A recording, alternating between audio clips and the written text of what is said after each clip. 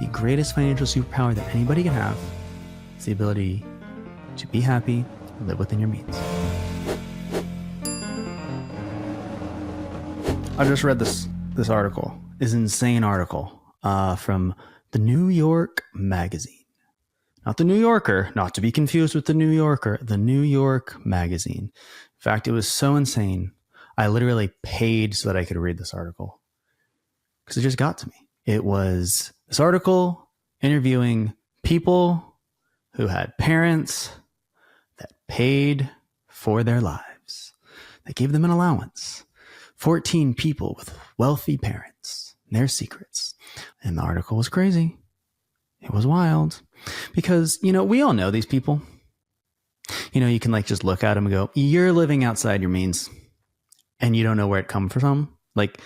There's pretty much only one place it comes from. Your parents, your family, whatever. You know that they didn't make it. And the first part of the article is really funny because it was so basically, we just reached out to our friends and friends of friends and random people that we met in our network. And we just asked, so, hey, are you getting money from somebody? Because we'd like to interview you. They just DM'd a bunch of random people until they got 14 people to respond and say, yes, I will divulge all of my secrets. And they said it was kind of hard. And I don't blame them. I don't blame them for not wanting to divulge all their secrets. It's kind of funny. But yes, there was a New York Magazine article, 14 people come clean about the down payments, allowances, and tuition payments that make their New York lives feasible. People with parents with money, like they're some sort of villain. It's a funny article for a number of reasons. The whole premise is that, okay, there's these people with wealthy parents. And then you actually read the article, 14 people. And the premise is these are all people that come from wealthy families. And the gap between wealthy and wealthy is ginormous. It's just huge. You could drive a freight truck right through the middle of it. The difference is, on the low end, you had somebody getting $1,000 a month from his mom's Social Security check at age 47. To the high end, there's a couple people who are getting $500,000 a year from a family trust. All travel expenses paid every year, plus $200,000 to spend, plus a $200,000 job they already had. The gap is huge. And what you start to realize is that for most people, most people aren't getting that kind of money. They're not getting help. So getting anything at all is considered wealthy. And if you're not getting help or you're not used to, let's say, the upper crust society, you don't necessarily, you're not necessarily intuitively exposed to the fact that there are levels to this game. There are vast, vast oceans between wealthy and actually wealthy. And when you sit in a position that I've sat in, which is I get to see a lot of people's situations, a lot of different people's different situations. I see a lot of people who think they're wealthy. I see a lot of people who I think are wealthy. Okay. Usually, by the way, let me make this point. Usually people's definition of you are wealthy or you are not is, do you have more money than me? Which you can never really actually tell if somebody has more money than you. So really the definition is, do you have nicer stuff than I have? Or do you have something that I can't afford or I don't think that I can afford? That's pretty much the only way that the average person defines somebody else as wealthy. The old saying, if you buy a $100,000 car, the only thing I know is that you either spent $100,000 or you owe somebody $100,000. That's it. That's all I actually know about your wealth. But if I could, entertain me for a moment. If I could, I thought that I would try and break down these levels, at least from my perspective. Okay, because there's a difference between wealthy enough to give your 47-year-old $1,000 a month and wealthy enough so that somebody has $500,000 of free spending money a year. And where does that, how does that go? It's not a linear line. Okay, so I'll try to define these. Let's just keep it simple. Okay, Let's keep it simple. Ready? There's normal people wealthy. There's like smart people wealthy. And then there's like rich people wealthy. Okay. That's what we're going to use today. So let's do this. Normal people. Here's normal people wealthy for a second. By the way, normal people wealthy is what most people should try to be, because it's the risk adjusted, easiest way to accumulate money. It just is. Most people should try to be normal people wealth. It's like the millionaire next door. That's the quintessential normal person wealth. You know, they save money into a 401k. They live within their means. They don't accumulate a ton of debt. And all of a sudden, you follow this boring strategy of spending less than you make and saving the difference consistently. And all of a sudden, after 20 or 30 or 40 years, you got like 1 or 2 or 3 or 5 million bucks in a 401k, and you go, I guess I've got money now. That's normal people wealthy. The whole trick to being normal people wealthy is very simple. You just can't ever let your desires outgrow your income. That's it. If you can do that your entire life for a long period of time, you will have financial stability and peace, probably beyond your wildest dreams when you first get a job. I don't think people think about, like, if you start a career and you have the same career for 30 years, cost of living doubles roughly every like 18 years-ish on average, we'll say. So in 30 years, it might cost of living double twice. Your cost of living might double twice. So if you start out and you're making a $50,000 salary when you get a first job, that same exact job is going to be $200,000 at the end of your career. Okay. Now, most people don't re-rate their like cost of living. They don't redenominate the cost of living in their brain as they kind of age. Certainly the classic millionaire next door doesn't. You know, if you were to like stereotype them, you know, they got $2 million bucks in a 401k, live on 90 grand when they retire, and they live in a $300,000 house they bought 30 years ago for something way less. Right. And so a house that might be $300,000 or $400,000 or $500,000 now, to them in their mind, is always that $65,000 house they bought on a corner lot when nobody else is in the neighborhood, yada, yada, you know, that stuff. So, yeah, a $50,000 salary, assuming no merit raises, you just get cost of living adjustments over an entire career, literally becomes $200,000.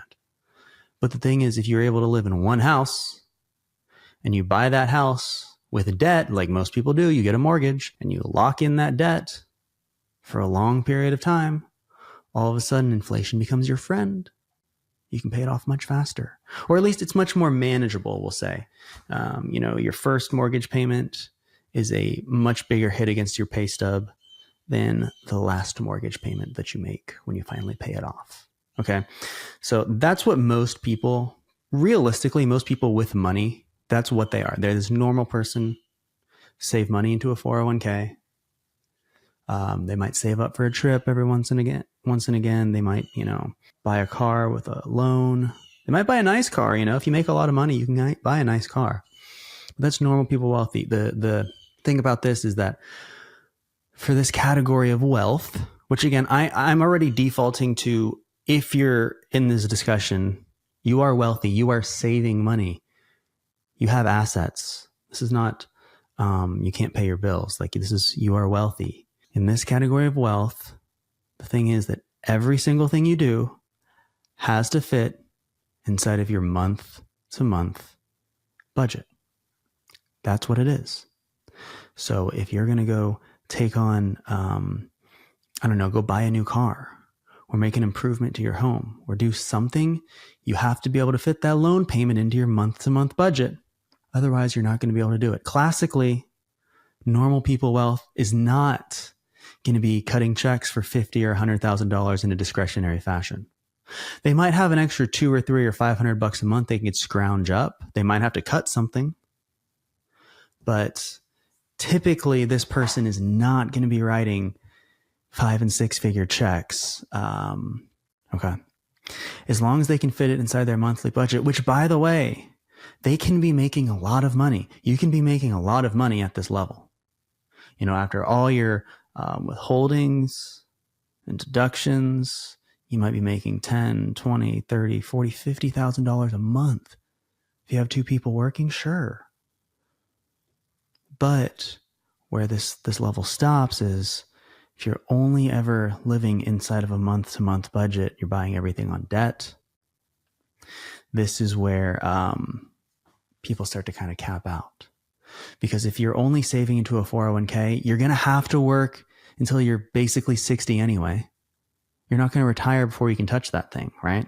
So unless you are like saving outside of that, you're kind of locked in to the game until you're basically 60. Okay. Now you can identify this person relatively easily. And there's kind of two easy tells. The normal people wealthy, A, is that they have like a decent place to live. Okay. They usually have like a decent place to live. They've got like decent clothes or drive a decent car. Like nothing's really that troubling for them to be able to live sort of a normal lifestyle, quote unquote, whatever neighborhood they live in. Of course, there's levels to different neighborhoods, whatever, but for the most part, they're going to be kind of like right in the middle of the pack of really everybody else. It's normal people wealthy. But you can identify this person very quickly because there's two things they'll say. One is anytime they talk about a big purchase at all, it's always monthly payments. It's always spoken about in monthly payments. I don't care if you're leasing a car or buying a car or getting a country club membership or paying for a new sauna in your backyard. It's always monthly payments. That's normal people wealthy. Because you got income, so you got to fit it into your monthly payment structure, okay? Second thing is they'll do anything that is like somewhat discretionary.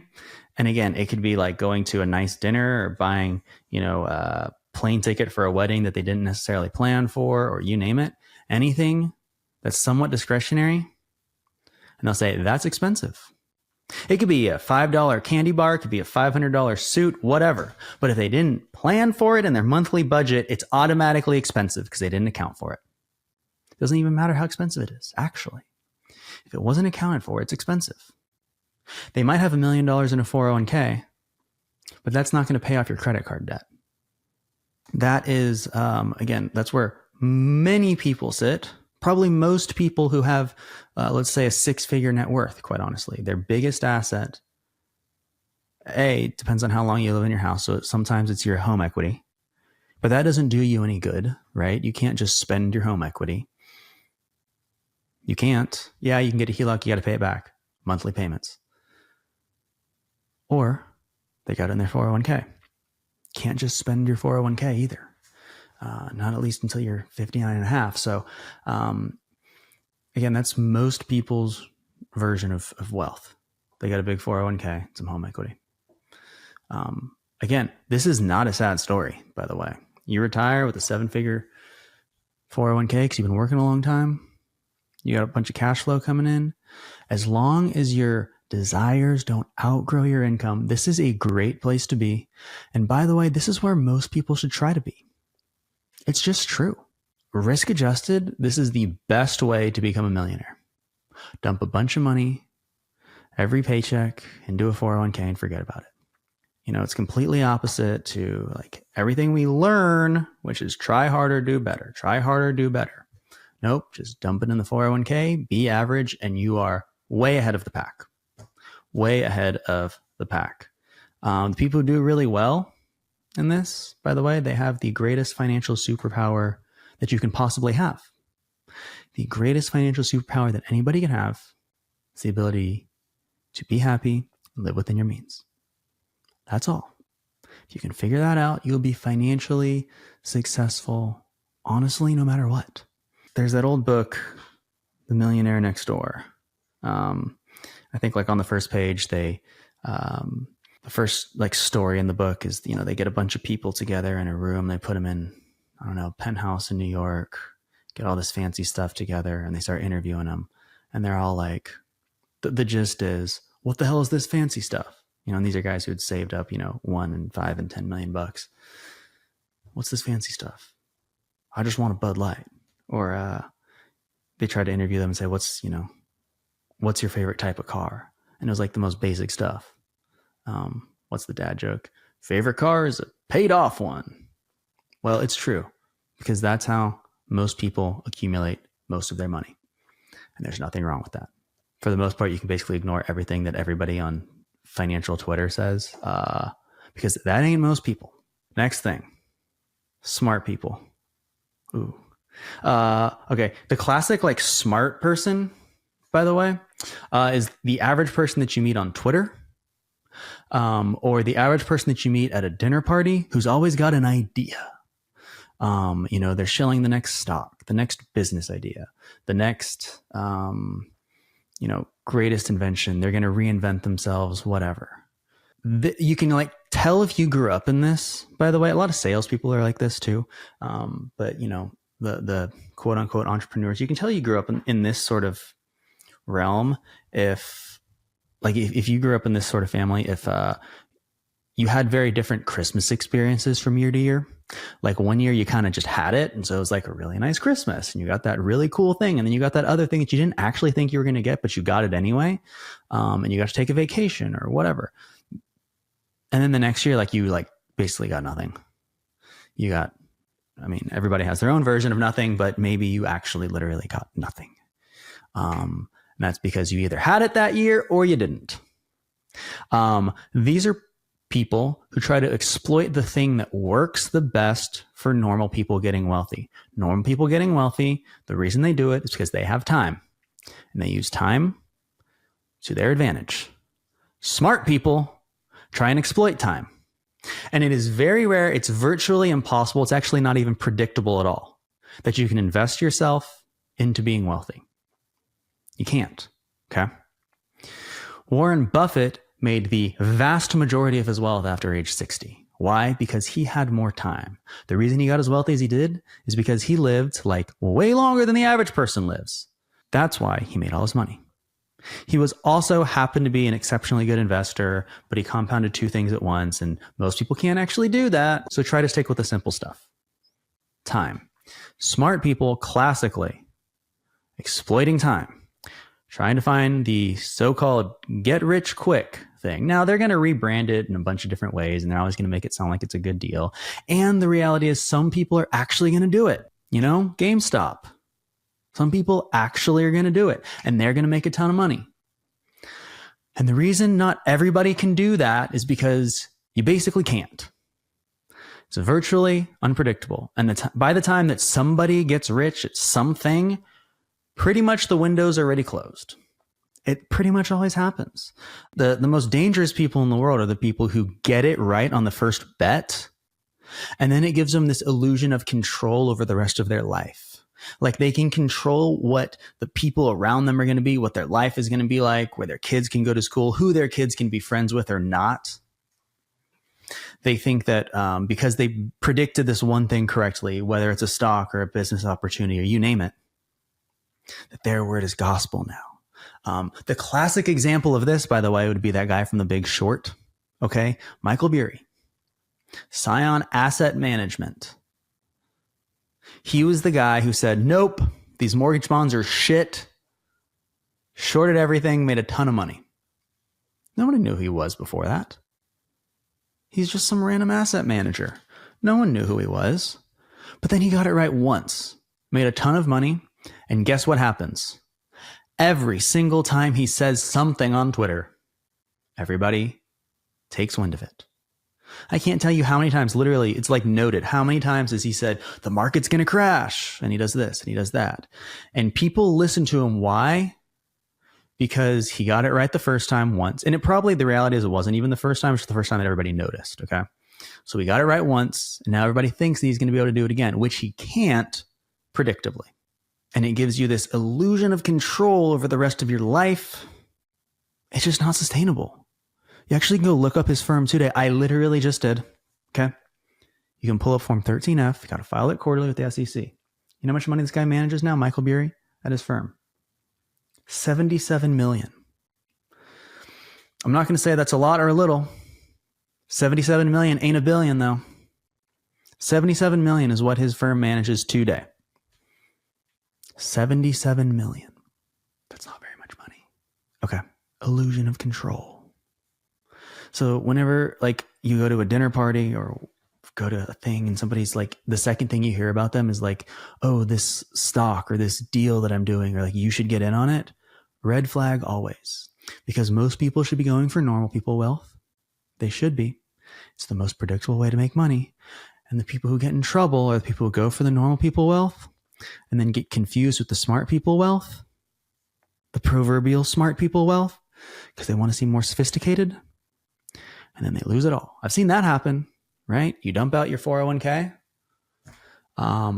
You better have some sort of advantage. If you're going to take out all your 401k and put it into something else, you better have a competitive advantage. Most people don't have a competitive advantage. Your competitive advantage, if you're 30 or 35 years old, is time. So use that to your advantage. Don't be a freaking idiot. Okay. The antidote, by the way, to the smart people is Warren Buffett. I think I saw a quote today from Bill Ackman, who is like a, pretty famous hedge fund dude. And he was like, Berkshire Hathaway is really going to be in much better hands when Warren, passes, because, he's been too conservative, investing long-term for his shareholders. He's 94 or whatever he is, almost 100. He can't think that far into the future anymore, basically is what he was saying. And then somebody quote tweets it and they say, and Bill Ackman is up 100% since 2015 and Berkshire Hathaway is up 250%. And so, this get rich quick, smart guy money, like Warren Buffett's time and time again proved to be pretty good over a long period of time, even when people are making fun of him in the short time. In the short time frames. He is willing to look like an idiot in the short term to make a lot of money in the long term. He's always played the same game, and quite honestly, it's worked. The other way you can tell that somebody is in this game is if they're selling you a course. Because if you're selling a course on doing something else, you really weren't that good at doing that something else. Otherwise, you'd be doing that. That's my only piece on selling courses. Okay, moving on. Okay, here's what rich people do. Rich people are not worried about optimizing every single efficiency. That's just not the game that they're playing. I used to get really frustrated when I got into this industry for the first time, because I would see people who I thought had a lot of money and they'd have $500,000 in a checking account. And I'd be like, hey, shouldn't you move that to a savings account so you can make, back at the time, an extra 1.5%. And they would just be they wouldn't even bother to do the math. They would just go back to work, ignore what I had to say. Rich people are not worried about optimizing every single last thing you can possibly optimize. It's like going to the grocery store and seeing somebody check out with their platinum card, or better yet, their Amex black card, and going, hey, this is what I see on Reddit all the time. Hey, did you know, let me stop you. Did you know you can get 4x points with a gold card? And that could be $10,000 a year in travel if you just do this, that, and it's if you're proverbial rich person, you're not getting out of bed for $10,000 if you have to do any work. Okay. People fail to understand is that there are levels to this game.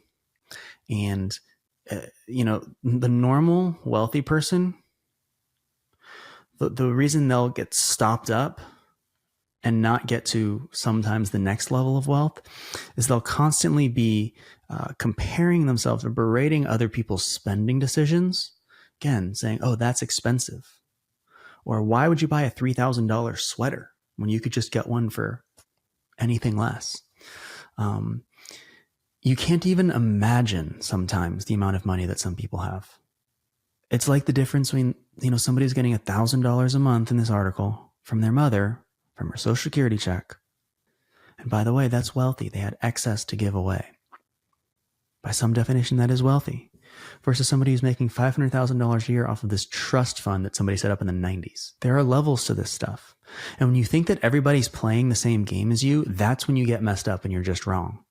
And people try to turn their slow money into fast money, and it becomes an absolute disaster. Because when you get to that point, most people who are actually rich, they're not worried about showing other people how much money they have or getting the latest and greatest fashion advice. No, they're too busy just making it. Why would they worry about optimizing it or investing it better when they can literally make it better than any of that stuff can possibly do for them? Just make more money. The old adage, More revenue solves all of your problems. Kind of does. At least financially, it kind of does. When I started in this career, I remember, seeing these cash balances. This is how crazy I got about optimizing stuff back in the day. And by the way, I don't do this anymore, but I did. Is I would go around and open up a new bank account like every 2 months, because you could open a new bank account, set up your direct deposit, wait 30 days, and then you get like a $200 signing bonus. And as long as you check all the boxes, every bank had a different set of boxes, you can get like an extra $200 and then move on. And so I went through like every single bank. I would Google best bank sign up bonuses, March, whatever. And you could find them. You just sign up with a little code. And I would make, I don't know, $1,000 in a year. I would do it like 5 times over. And then I realized it was really stupid because it's a waste of time. It's a waste of energy. So then I graduated from that and I said, no, I'm just going to stick with one bank. So I found this random ass dinky credit union somewhere in like Wisconsin. I signed up for it and I got this checking account. Okay. This checking account where if you had $10,000 in the checking account and you used their debit card 12 times a month and you spent $1,000 on their credit card, you can get 4.59% interest on the first $10,000 of that checking account. And I was like, yes, I got to do it. Like everything else was like 1% at the time. Savings account, literally. It's like, you got to do it. And I was trying to tell everybody. And then I would just get stopped by an actual risk person. I remember having this discussion very, very distinctly, having this discussion with somebody who I perceived to be pretty wealthy. And I was like, oh yeah, here's an extra way to make $450. And he just stopped me. He's like, no. Do you realize how much work I would have to do to set that up? To change all this stuff, to remember that I even have an account over there? It's literally not worth it. It is literally not worth it. And mind you, again, there's levels of wealth thing. There's some people who are going to go take a loan and make sure that, the monthly payment is just right so they can buy this car that's worth $30 or $40 or $50,000. And then there's other people who are going to cash flow a $250,000 Maserati next month because they felt like it. It was a discretionary purchase. There are different levels to this stuff. And if I even have to think to make $459 in a year, that's what this rich guy was telling me. It's not worth it. And so that was like a good reminder, I think, a good eye opener, if you will. Because you want to start playing different games as you level up. You want to, at least. That's what everybody wants to do. They want to make more money. They want to be in a different place.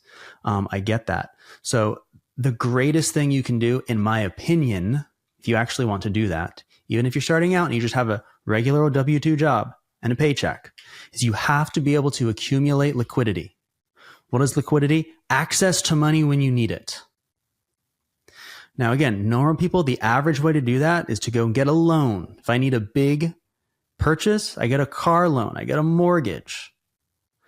The best way to do that is to save up your own money outside of a 401k, outside of an IRA that you actually have access to. Why? It does two things. You can get out whenever you want.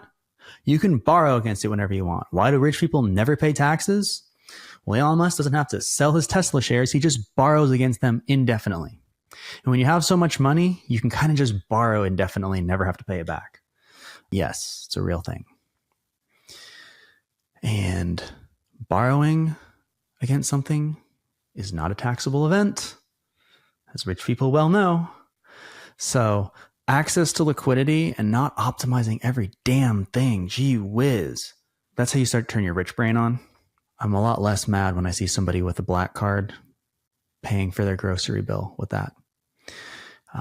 Yep, it's not optimized. But you can't even fathom, by the way, the average person cannot even fathom how much money you have to spend to actually get a black card.